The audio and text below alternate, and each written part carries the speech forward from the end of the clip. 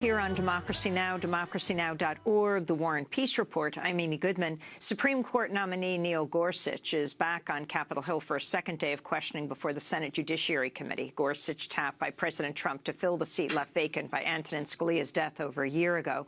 President Obama nominated Merrick Garland to replace Scalia nearly a year ago, but Republicans refused to even hold hearings, fearing Garland would tip the ideological balance. During Tuesday's hearing, Neil Gorsuch faced questions about his views on the Supreme Court Citizens United ruling and the $10 million dark money campaign that is supporting his nomination. This is Democratic Senator Sheldon Whitehouse of Rhode Island. How would you describe any differences that you may have in judicial philosophy with Chief Judge Garland? I would leave that for others to characterize. I don't like it when people characterize me, and I would not prefer to characterize him. He can characterize himself. What's interesting is that this group sees a huge difference between you that I don't understand. The dark money group that is spending money on your election spent at least $7 million against him getting a hearing and a confirmation here, and indeed produced that result by spending that money. And then now we have $10 million going the other way. That's a $17 million delta.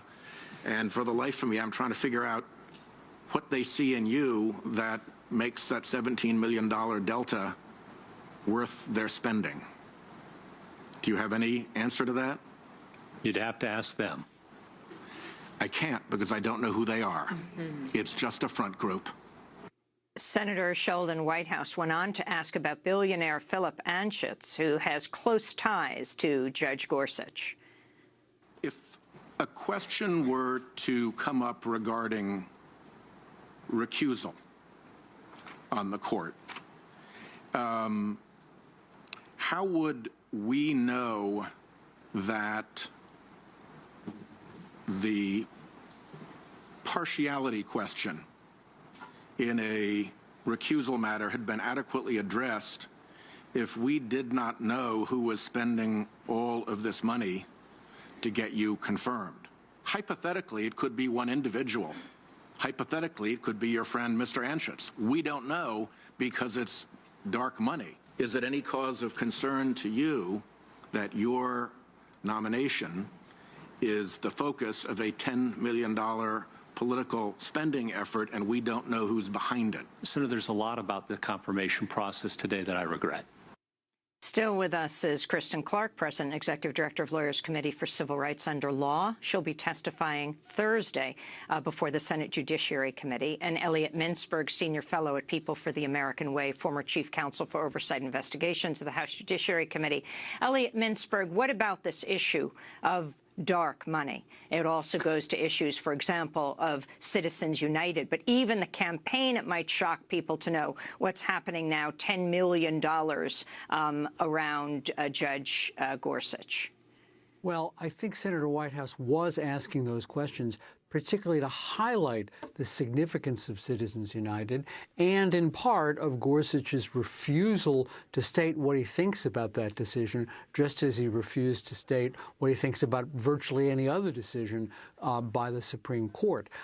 And what I think the main point is that as a result of Citizens United, we don't know anything at all about who's made these contributions, who's made these expenditures, more importantly, because the Supreme Court has ruled that we can't find out, and that congressional attempts at action to do that are unconstitutional. And his illustrations perfectly show what is so dangerous about the Citizens United decision. Judge Gorsuch basically just shrugged his shoulders at all of that and said, that's not my problem, that's not my concern. And again, that's not what we want on the United States Supreme Court.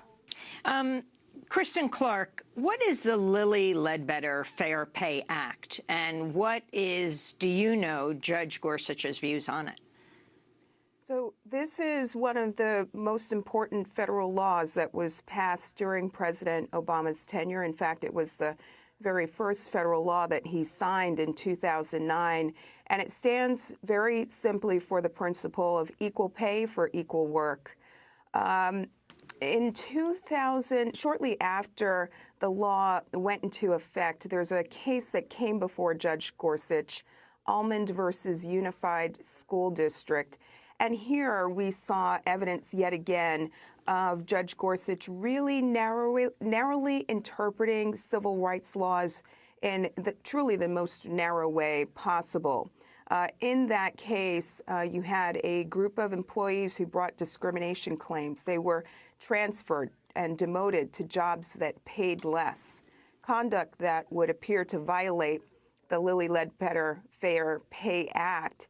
And Mr. Gorsuch read the law very narrowly there and dismissed the claims, affirmed the decision to dismiss the claims as falling outside the scope of the text.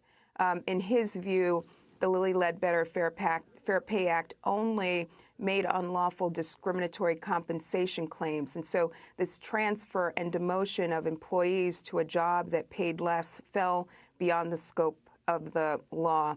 It's emblematic of Judge Gorsuch's view to civil rights generally.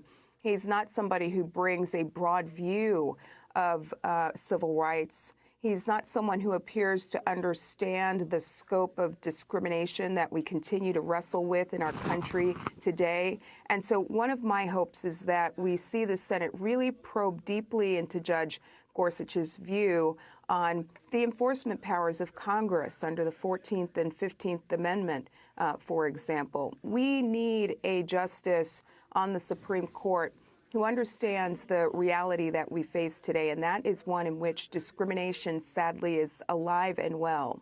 I want to turn to Illinois Democratic Senator Dick Durbin questioning Judge Gorsuch about LGBTQ rights. And what about LGBTQ individuals? Well, Senator, there are. What about them?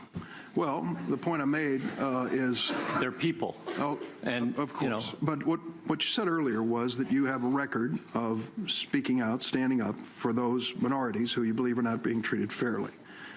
Can you point to statements or cases you've ruled on relative to that class? Senator, I've tried to treat each case and each person as a person, not of this kind of person, not of that kind of person, a person.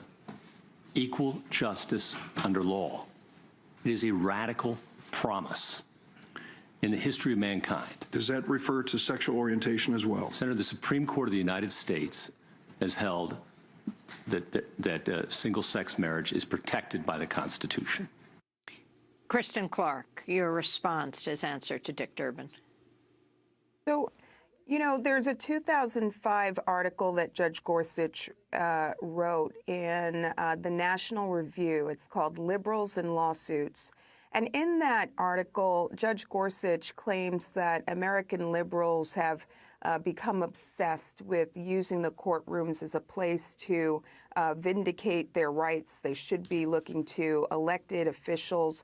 And I find that view deeply problematic. Throughout our nation's history, when we look at the role of the Supreme Court, this has been the place where we have seen rulings that have helped to transform our nation and breathe life into the Constitution's text. This is the place where the battle against school desegregation played out. This is the place where battle over interracial marriage and whether it's legal has played out. And this is the place where marriage equality, where that battle was fought and won. It's not clear to me that Judge Gorsuch appreciates the centrality of the Supreme Court as a forum of last resort for victims of discrimination in our country. I heard Judge Gorsuch's response during that exchange yesterday. I'm sure that he appreciates that there will be cases that seek to chip away at the marriage equality ruling that came down from the Supreme Court.